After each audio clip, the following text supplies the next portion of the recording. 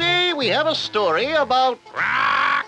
Why don't you have a story about cleaning this place up? Rock! Don't interrupt, bird brain. As I was saying, let's just watch the story.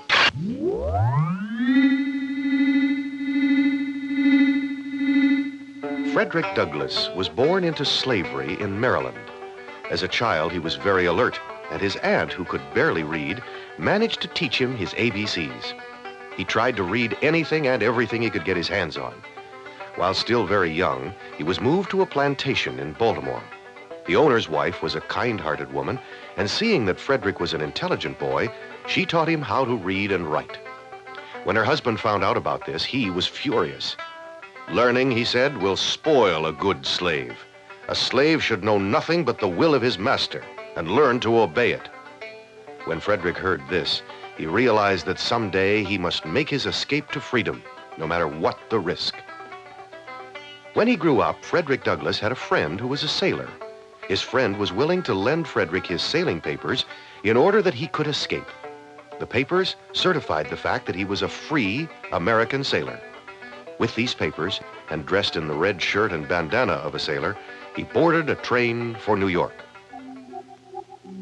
He wasn't dressed up like that for Halloween, you know. He knew what he was doing. A short way out of Baltimore, the conductor came into the car to collect tickets and examine the papers of all black passengers. Satisfied that everything was in order, he went on to the next passenger. It was lucky he did, for the person described in the papers didn't resemble Frederick at all. 24 hours later, he arrived in New York, a free man. Luckily, he met a sailor who gave him a place to sleep for a few days. His first job on the wharves was as a ship's carpenter, where for the first time in his life, he received a salary. A new life opened up for him when he was invited to tell the story of his life as a slave at an anti-slavery convention. His talk was such a success that he was urged by the members of the Anti-Slavery Society to join them. He did. In some states, he and his friends were well received. In other states, they were often attacked by angry mobs who were in favor of slavery and who threw rotten eggs at them and beat them severely. But this did not stop him, and he rose to become one of the most important figures in the fight against slavery. During the Civil War, he was asked by the government to help raise a force of blacks for the army. When he spoke, they shouted back angrily that they would not enlist unless Negroes were given the right to fight for their freedom, and they should receive the same pay and other benefits as white soldiers.